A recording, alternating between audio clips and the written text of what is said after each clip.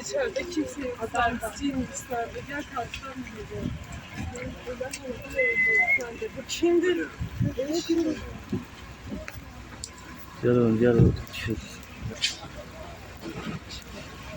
Şöyle.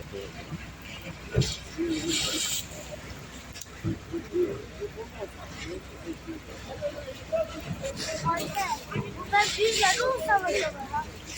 Anne. Acaba bir yarı olsa her şeyin bir sebebi var işte.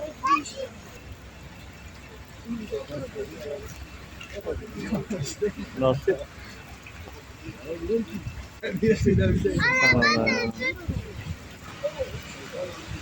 Ya elhamdülillah neyse içinde kimse yok.